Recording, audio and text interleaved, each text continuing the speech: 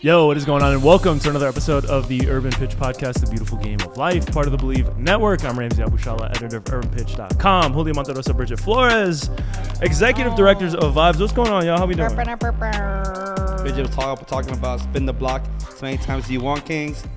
Oh, okay. It's well accepted. Did not say that. Did not say that. None of that around here. No block spinning. No U-turns type approved. of spinning. Yeah. U-turns approved. No U-turns. Illegal There's no U-turns. parking here. Illegal U-turns. No, we have a great episode planned today, but before we get that, just some programming notes. We are taking a little brief break after this episode, so for the next couple of weeks, you might not be seeing some of these episodes come into your inbox, but fret not. We will be just taking a quick break, resting, retooling. We'll come back strong in a couple of weeks. So taking no weeks off, we deserve it. Yeah, a little self-care. Yeah, we need weeks off. Yeah, Bridget's taking the show on the road. They lied to me too. They said we're gonna have a guest, and I showed up, and there's no guest here. Well, she did the same amount of research for the guest as she did for today's episode. So. I feel like she's like Julio now. I'm like, Julio, you good, Julio? She's going straight off the top. I feel like She's I came to school and they're like pop quiz, and I'm like, damn, I didn't study. Stand next to the smartest person in the room, cheat off his test. Yeah, well, I mean, she's I'm like looking at the notes. Bro, she was on Spark Notes, and I'm like, dude, it's not gonna work here. It's not gonna work here. Spark Notes, Christian Pulisic. And then a video of her talking trash about him. First link. The TikTok that went viral. Oh my God! Stop calling the homegirl Guadalupe. That was messed That up. was crazy. Oh, they're calling her worse than that. They were saying some crazy They're calling stuff. her worse than that. No, they was coming for me. Yeah. I tried to defend you one time, and then I saw that you started ganging up on me. I'm like, That's a group not to like. Those stands, you cannot mess with stands. Like Right. they go in. The football player profile pics. Yeah. You just can't follow them. You can't interact with them. Nope. Like, they got time. If that is their entire personality, that's when you're just like, even if it's like the same team that you root for, like if you're an Arsenal fan, like if somebody has like an Arsenal badge as the profile picture, man, I can't. Like, Don't do it. I'm sorry, man. Yep. Like you're playing with fire there. Yeah. Can't have that. But it's been a minute since we've all been together. Just a solo episode. How y'all been? What's going on with y'all? Life been lifing, I guess. yeah, you know that meme? I'm motherfucking tired. I don't know. I need a nap. Yeah. I mean, that's why we're taking this break. Hey, there you go. This is the end of the summer. I feel like a lot of people, especially if you're in Europe, we were just talking about this. Like I got cousins in France, man. They take all of August off. Wow. They're just out of the office in August. And they're posting on Instagram. It's just like how I'm trying to be like that. Yeah. Man. Maybe we take this on the road, go to somewhere in Europe, man. Right. Just be out. Yeah. Would Go to be a nice. proper footballing nation, man. Like. I think that this summer it's been cool. I feel like we haven't had a lot of solos, but we've individually done different like soccer related things and then together as well. So there's been a lot of soccer involved this summer. There's been a lot of like outside activities, but like networking, socializing. Right. It's been really cool to see the game grow in LA. And I feel like we're definitely getting a sneak peek of what we'll get next year, but I can't even imagine what next year's gonna be. Like the amount of traffic, the chaos, I don't know. Like, I don't know if I'm ready for that. I'm excited for it, but I'm so curious how that's gonna play out. 90 Day Fiance is gonna be outside. Julio's getting engaged next summer. Yeah. We're putting it out there. Yeah. Manifesting. I'll be in the World Cup. He's going to propose at a soccer game. At midfield?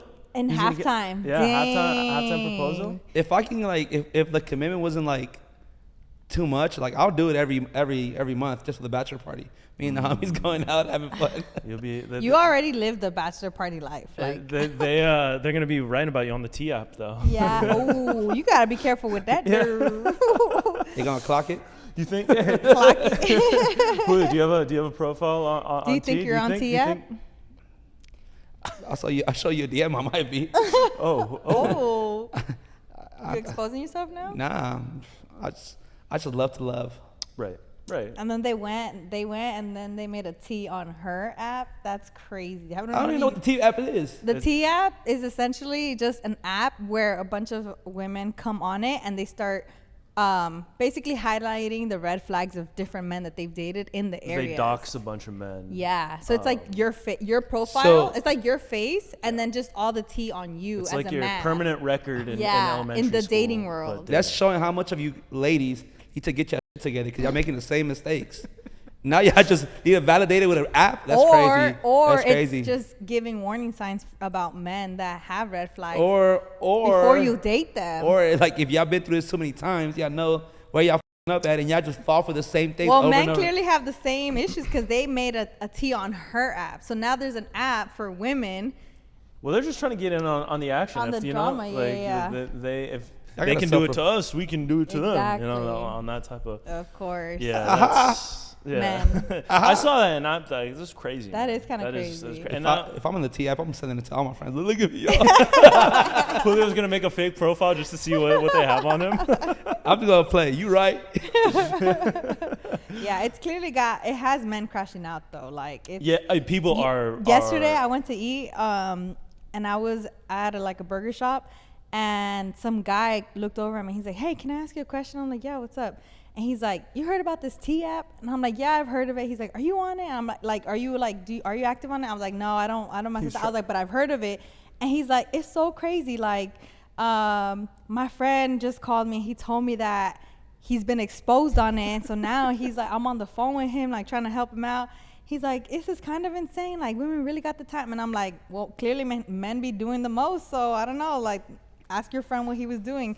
And he was just like, "I just cannot believe that this is a thing." And he was just like baffled and was asking. He's like, "I just been asking women. I've been trying to see if like all these like the women I've come across like are on it, or if like it's really that popping." I'm like, "It is popping. I'm not in there trying to look, but I feel like if you're looking for something, you're gonna find it." Yeah. Yeah, that's it's just an echo chamber, man. It's like people just going like, you know, they gotta do something with their. They want to blame somebody you for know? their mistakes. It's crazy. That's crazy.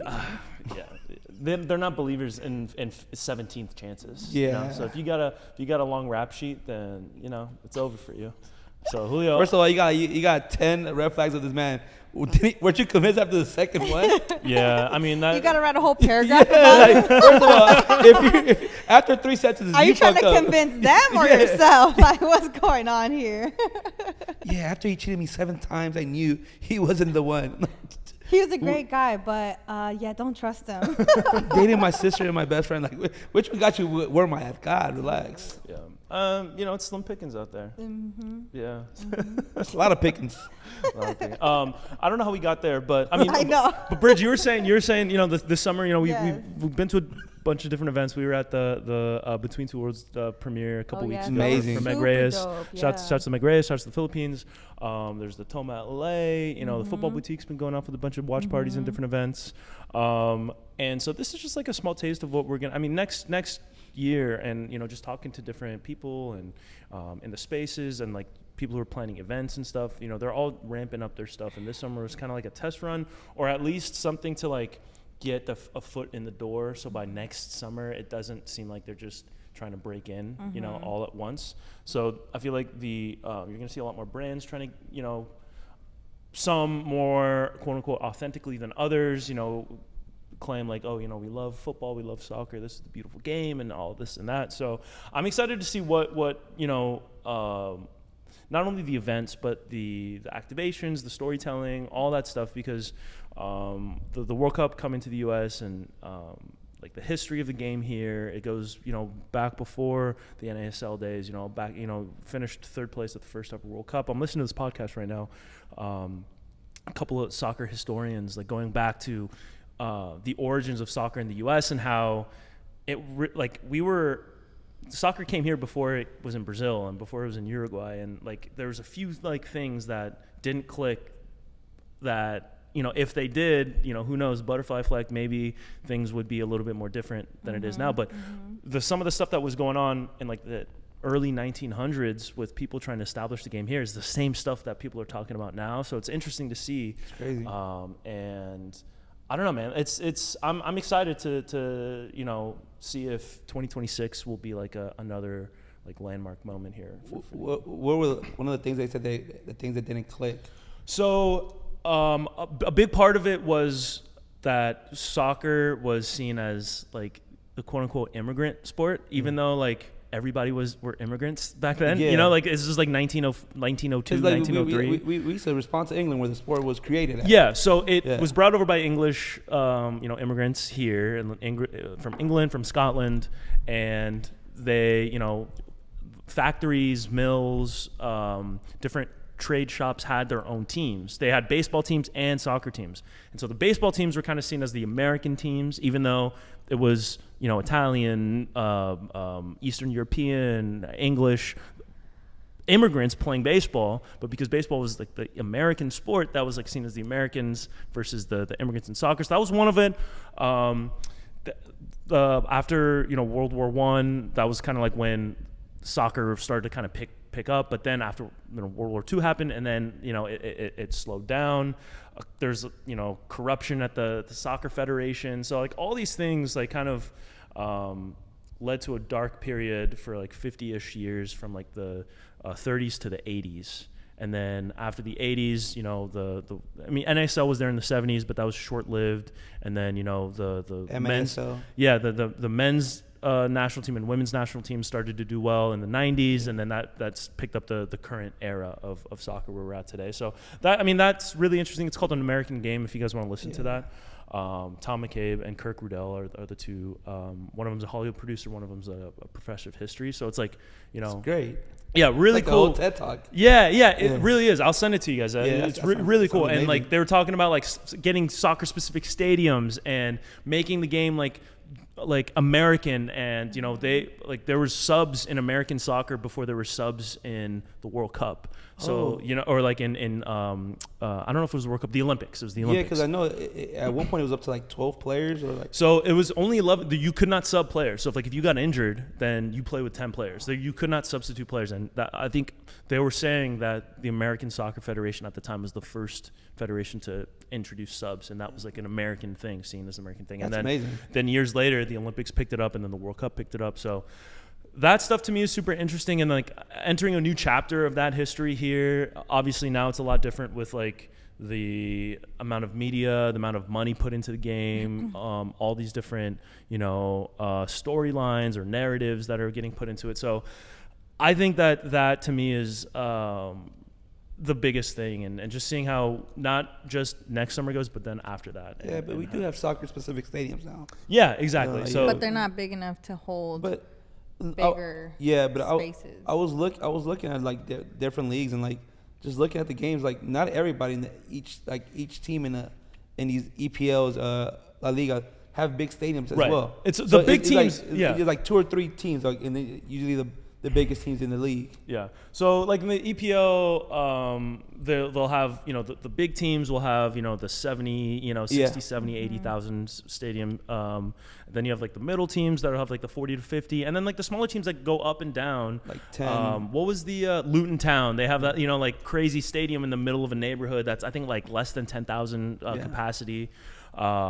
So they don't have like the stadium specific or the stadium requirements that U.S. Soccer has for like the Division I sanctions, because teams move up and down, and you can't just expect a team if they get promoted to all of a sudden add 5,000-10,000 seats into their stadium. So things are a little bit different, and attendance wise, MLS is up there. They're like in the top, like I think 5 or top for sure top 10 attendance in the world. I think they might even be higher than Ligue 1 in France, because they have a lot of smaller stadiums in that league too. But attendance numbers are always pretty solid. It's just getting that it just feels like it's just such a niche sport still, even though there is a lot to, and it's hard to compete with the EPLs and the La Ligas and Bundesligas of the world. But at the same time, it's like, do we want soccer to continue to be like hockey, which has smaller but dedicated fan bases, but not across the board like quote unquote mainstream, or do we want it to be like the NFL or the NBA, where it's like everybody has an NBA team, whether you are a fan or not. Everybody knows who the Lakers are, everyone knows who the Celtics are, and so I don't know. Like I like it how it is now, but there's definitely a lot of room to grow. Like one of my wishes, hope it happens, LAFC playing in the Coliseum, like literally neighbor stadiums. Yeah. Like, to see if they can pack that Coliseum. Because I've been to USC games, and the atmosphere is crazy when like things happen there. So that would be great if LAFC can, just so they can see how it feel like to get a bigger stadium. Because I feel like the fans, when they come out, especially right now with Sun, they're like, it's gonna get crazy. But you've seen what they can do. Like, even when the Chargers were playing at Carson, they even, like, where the grass area was at, they added the bleachers there, Right. and they were up to like 27, 30 like thousand people. Yeah. So like, like we can fill up these stadiums. It's just it's not gonna be every game, of course, because we still have like teams that have lesser of names. And then I think Eli even did it on his social media. The OGs, the problem with the OG teams, that the DC Uniteds, the teams that are doing the bare minimum to keep the league, to stay in the league. So yeah. But I think it's growing after, like, you see what happened after the '94 World Cup, where this thing started booming. Hopefully after this World Cup. So that's what people are banking on. I don't know if it's gonna actually work or actually stick. And people are saying, the scheduling, because we could, right now would be the end of the World Cup and the season would start. Premier League season starts tomorrow. So we have a month off between the end of the World Cup and the start of a new MLS season, where maybe a new generation of fans will get introduced to the game. I don't know if that's going to necessarily be the case, because it'll still technically be the middle of the MLS season. So if they do take a break, I don't know if they're going to take a break. MLS usually plays through the international breaks, but I don't know. It'll be interesting to see, because we're not at the state that we were in '94. There are way more soccer fans, not just MLS, but like soccer fans, like of whether it's the Brazilian league or the European leagues or wherever, Mexican leagues. Like, there's so many more soccer fans in the country now than there were, 20 or 31 years ago in '94. But so now, it's like, how do you capitalize on that to, like, even grow that even more? So I don't know how it's going to work. You'd think that it would be like a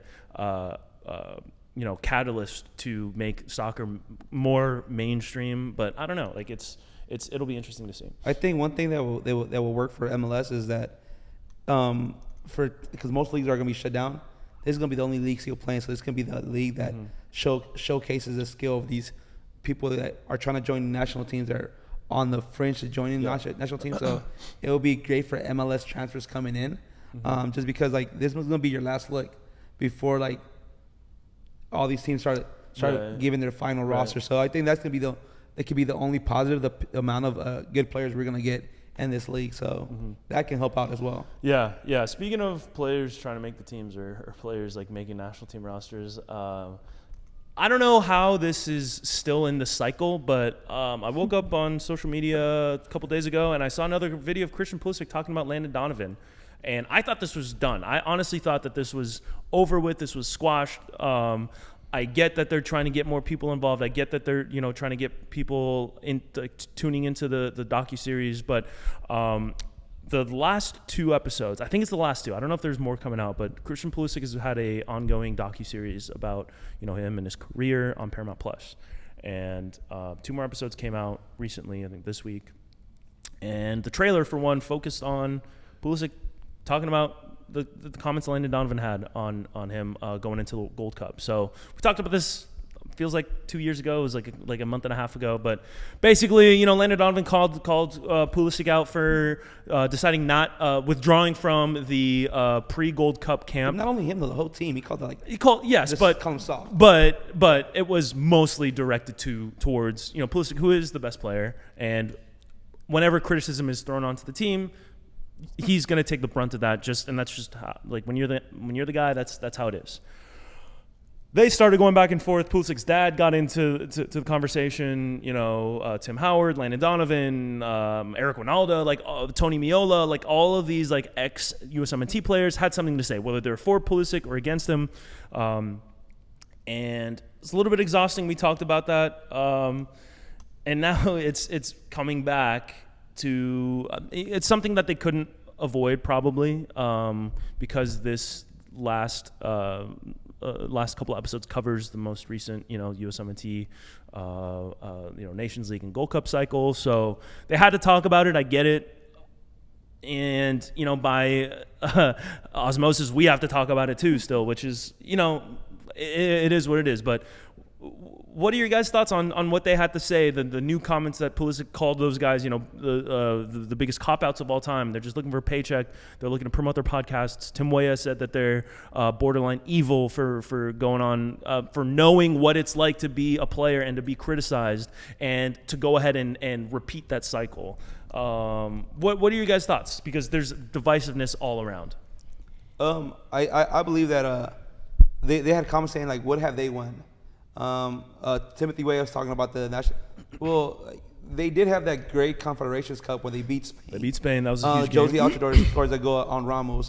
Yep. So they gave a lot of hope that 2010 last minute goal from Landon Donovan. Yeah. Algeria hyped up the World Cup. So they did their thing, but like it just feels like Donovan does not want to let go that spot of him being the most decorated USMNT player, and then like he's out here fighting with the upcoming guys that's threatening his spot. Yeah. Like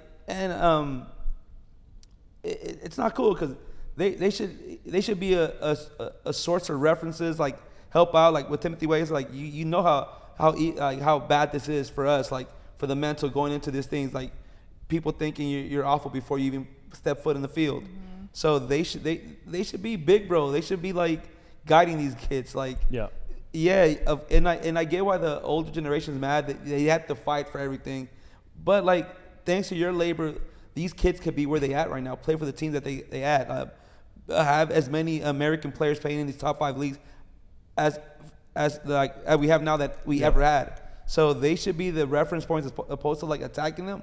And because I always complain about the Mexican national team, the reason like they have amazing players, but the reason they never go nowhere is because how the media attacks them and like degrades them all the time. Like I just saw this Lanes, and I forgot the kid from Tigres. Like, they were supposed to be the next wonder kids from Mexico, and they didn't plan out. Now they're like they talk about them like badly. So Landon should be. They should sit down and talk it out because I think they have, and I think that this might be like a contrived thing from U.S. soccer, like to be like, podcast, like we gotta, we need more storylines. We need this to be like a first like take. Topics. We need this to be controversial. Takes. So what we're gonna do is let's attack the best players, and then like I don't know, like it seems like.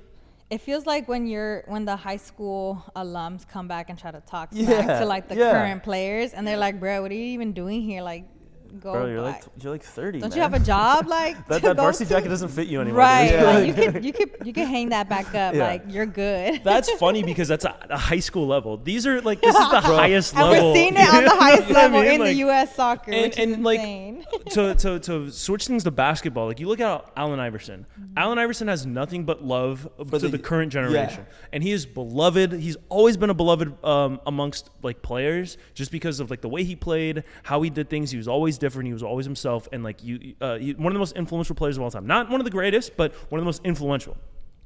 I mean, he is one of, like, he's among the greatest, but he's not, like, he's not in the top 10, 15, 20 players. But if you look at influence and his like, approval rating, it's, like, at least top 5. Like, I haven't heard a single current or former basketball player say anything bad about Allen Iverson. And you take a look at how he conducts himself, how he interacts with players. He's always, reaching out to people, talking to people, going out of his way to give the flowers to current players. And he's not salty. He's not bitter. He's not jealous. He's not upset that these players are making way more money than he did. He's not upset that, because, and he went bankrupt. You know, like he could easily have this harbored, a bitterness towards the current generation of players, but he doesn't. And he's, completely beloved.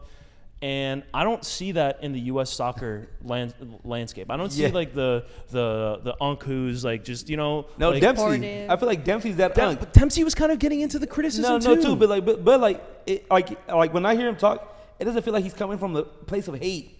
He's coming upset. He's more upset than he's like hating these players. Like, Yeah. Because he knows that they could do better. yeah, they can do like so. It's not hate. Like, first of all, he did good in England, so he knows the level, like how the level that they asked for you out there. He played in the EPL. He was amazing at the EPL. People didn't know where he was from, dog. Like, no, but like I'm saying, like I would like to see like Howard, Donovan, and another one at a pod, and Dempsey's out here, the middleman between because I feel like he could be the connection between this new generation and that generation, because he was one of the top players. I think he might have been better than Donovan. Dempsey was that dude, rap album and everything. Yeah. And then like sit down with 3 of their players from the old generation, 3 players.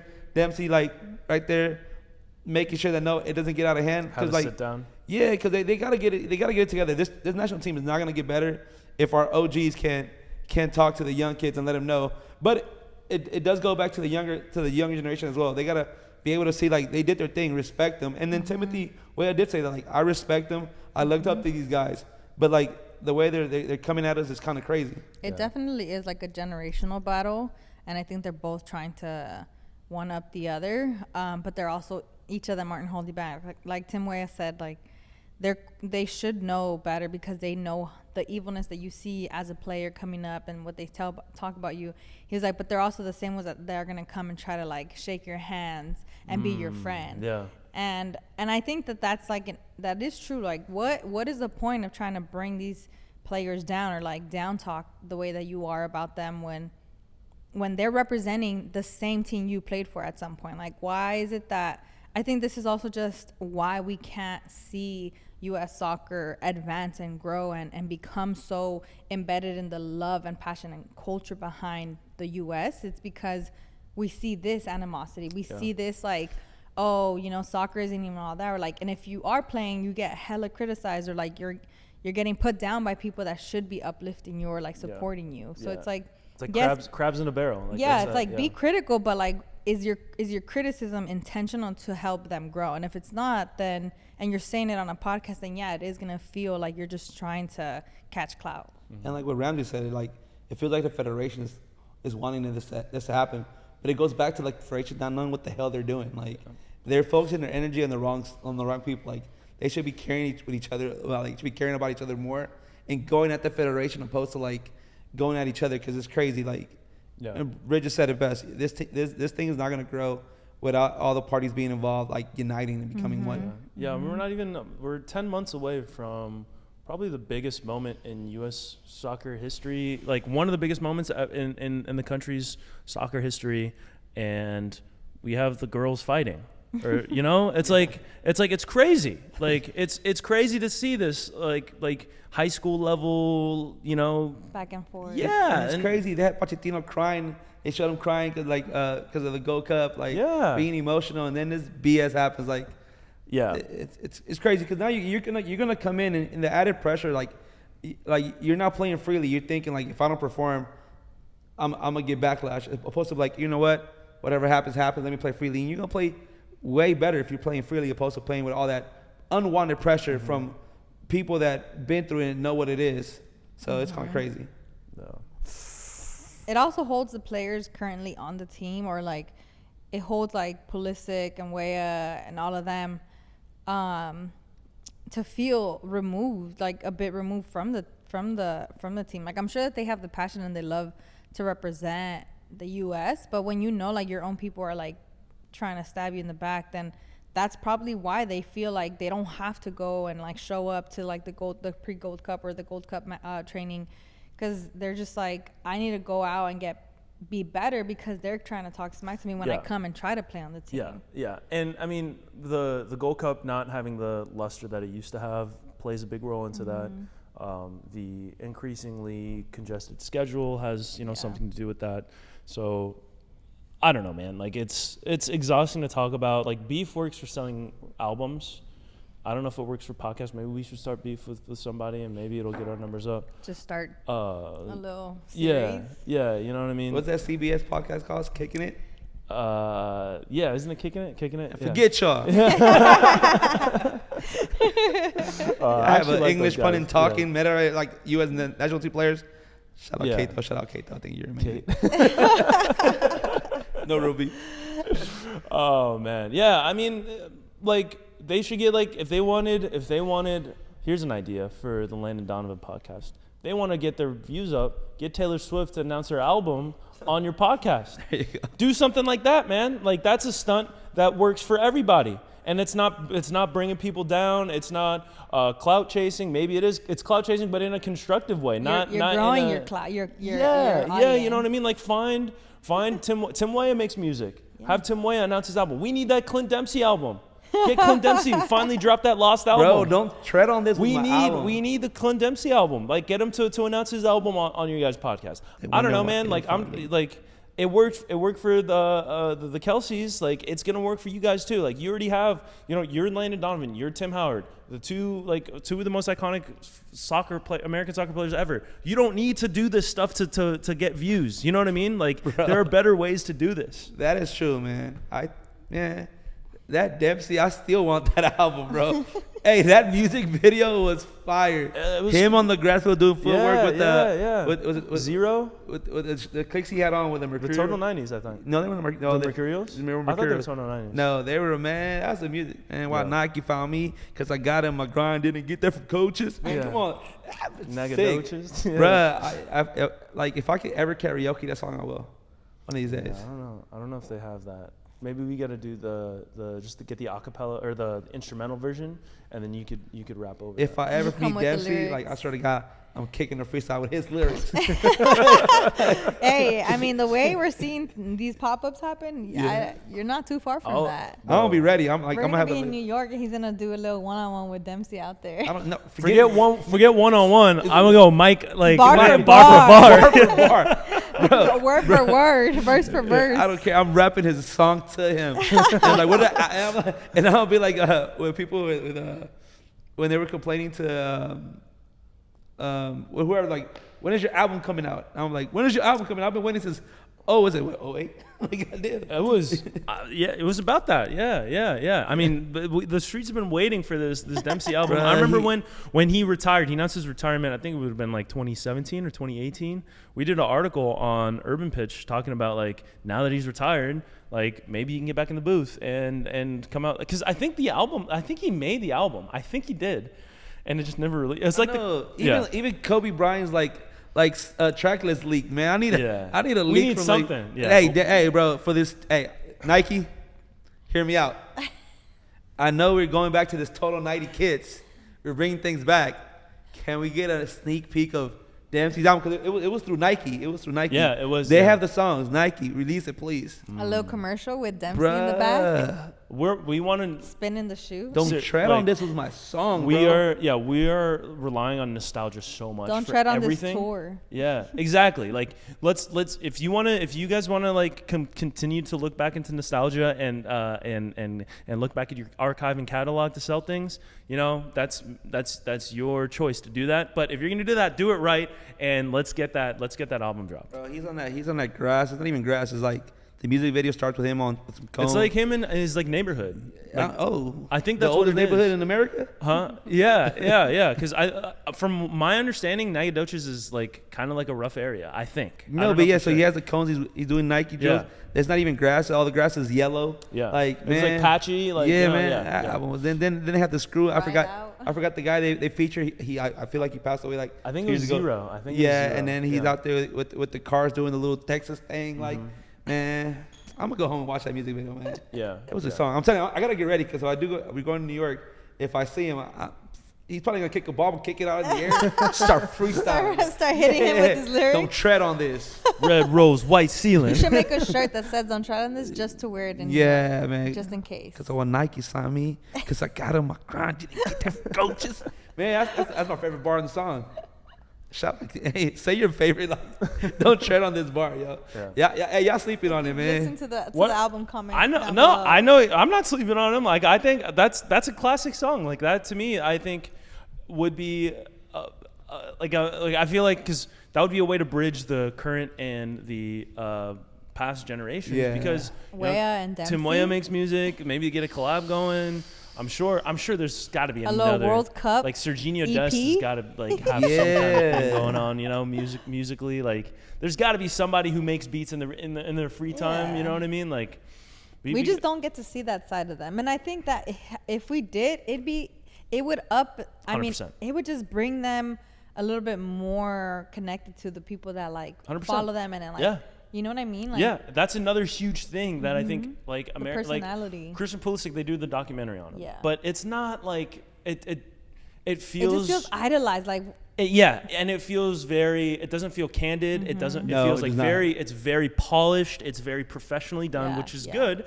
But like, I want to see the nitty gritty. I want to see him like interacting, like hitting the gritty. No. Like Mackenzie talking about how Italian food is trash. Yeah, like, stuff like that. You know, stuff where they're acting naturally. Yeah. They're in their own element. Yes, you know, hanging out. Like, exactly. you know, these guys, they are very charismatic guys. Like, and you see them like they have personality. Like but we see it. Yeah, but they're and we've said this too on this podcast. Every interview they do, like, you know, like, oh, it was good. It was good. You know, we had a good out there. We're giving it all. We just got to get better day by day and it just take feels things, so you know? uniform. Like they feel so like to the T, and it just feels so disconnected. It feels like. I don't know if this is the word or the way to compare it, but it feels very militarized, and it's like we don't need that. Like the world's already what it is. Like give us a team that being from the U.S., being in America, like that we can actually like connect to and root for. You know, not trying to compare, but for example, like America, like Club America in Mexico. Their TikTok, their socials, their players, like you see a personality in them, like you see a different side of them that like makes you feel super connected to them, and then they bring that to the game, and you can really see the full authentic person of that player on and off the pitch. You know what I mean? And I feel like Brian Rodriguez, when he joined, as soon as he joined America, like he truly found himself on and off the pitch, and he's just his whole personality, his whole like who he is, his charisma, like has grown so much, and he's like one of the bigger bigger followings on that team. Yeah. But the whole team in general as well. But the most of these guys are kids that leave their like home country to go play somewhere else, and they get sheltered since the minute they leave America. So, and like with America, most of the players are come from the same community or are all from like Latin America. These guys are going through a whole culture shock. Like, first of all, soccer here is not as respected as how they respect football in Europe. So it's a lot for them to take in. So it feels like the reason it looks militarized is because they've been trained to be tagged a certain way. Just like be on your best behavior. You're gonna be you're America's face now. Like you can't be out there too much, which is okay. But to a certain point, like we do need them to be them. Like like you see Mackenzie acting like a fool. Adams drinking after that Nations Cup wing, drinking a claw, like, right, bro, like, and like you can see in his face, he's already kind of buzzing. Like, we need to see more of that side. Not them drunk, but like we need. We don't need them messy. We just need them to be them. Like, say a joke, like somebody throws a shot at you, respond with something snarky, like, we talk about this with MLS players too. It's like the same type of stuff where it's like, I can't say that. Yeah, right. Everything's so buttoned up, and you know, it would be nice to loosen up a bit. We need more Kellen Lacostas, bro. Like he says it, but he doesn't mean it in a bad way. He's funny, bro. Yeah. Man, we need a lot of things. The World Cup is literally around the corner. I know, that's what sucks, because it feels like do we have time? We might be out first round. Like we might get groups. Oh my God. That's the craziest thing. People are talking about getting to the quarterfinals. It's like, dude, like let's get out of our group. Yeah, and that's how it feels right now. Like we'll be happy if we get out of our group. I'll be happy if we come in with positive energy with our national team. Like I'm gonna tell my mom to pray to the Guadalupe a few times. Like let's get it together, them bro. in the prayers. Yeah, man. Yeah. Jesus. Like, and it sucks for me. I'm Salvadorian and American. Both national teams can't get it together, yo. The vibes have not been good for years. For years, like since the 2022 World Cup. I feel like even I'm concerned, and I might jump on with Bridget. Yeah. I'm gonna go with Bridget. Jump ship. Orale way. Grass is not greener. Once you got me trying to root for them, that's how you know it's rough. Let's get it together, y'all. No, yeah, we need to get it together. But it all happens like if the federation just can't get it together, how you think it's like they're gonna get it together? Yeah. It's crazy. Yeah, but we don't have the answers. We don't We have don't. the answers. I mean, we pitched some ideas. So if y'all are watching, maybe take that, write that down, and give need us to some sit credit or down. something, But time is gonna tell. And I'm optimistic still about this team. I think we can turn things around. There's a lot of talent, and I think the 2025-26 season is going to be huge for these the players in the European leagues. Especially for the guys that need to get playing time and need to stay healthy. Your Tyler Adamses, Gio Reyna, like all these guys. Like guys that have been hurt, Serginho Dest, like. It's gonna be scary for them though, because I think Gio Luna has a great Diego Luna. has a great chance to take one of the spot because Gio hasn't been playing the best. Hasn't been playing at all. Saha has not been doing good as well. Who's that? Salah? No, not Salah. What's his name? AC Milan teammates with Musa. Musa. Yeah, Salah. That's Arsenal guy. I've been looking at a lot of EPL stuff. Saka. Yeah, I've been looking at a lot Also, of Yunus Musa played for the England national U18s, and he was playing with like Bukayo Saka, and like Jude Bellingham, and all these guys, like, which is crazy. But this the people that like Bill Archer's son, he did great. Like I feel like he needs a second chance on the national team to see what he can do with the A team around him. So there's a lot still looking for that 9. But there was a lot of well, Pepe's coming off. Pepe scored 2 goals in a preseason game. Like he's coming off an ACL injury. Like I feel like if he can stay healthy, like his goal numbers, like to games played while he's with PSV has been very promising. So I think that number 9 and Florian Balogun, who's been hurt as well, injured too. So I don't know, man. Like no, but it's like in the Gold Cup, we got some players that made a good case to be part of that great team. Chris Richardson, I love him as a center back. So we have a lot of great points coming in. I just think we just need the outside space to just come in with the team, and so he can get stronger. Yep. But that doesn't seem like it's gonna happen. We need to turn these vibes around because right now it's bleak. It's bleak out here.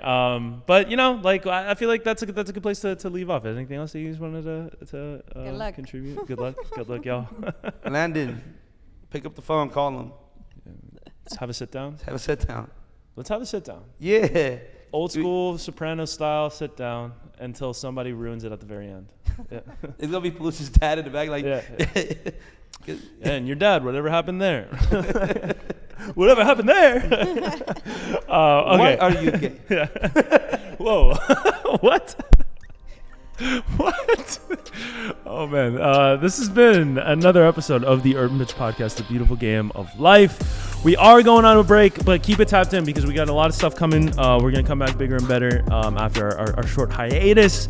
So we appreciate y'all for rocking with us this far, and then we hope that you keep rocking with us after we come back. But for Julio Monterosa, Bridget Flores, I'm Ramsey Abushala. We will see you in a couple weeks. Boom.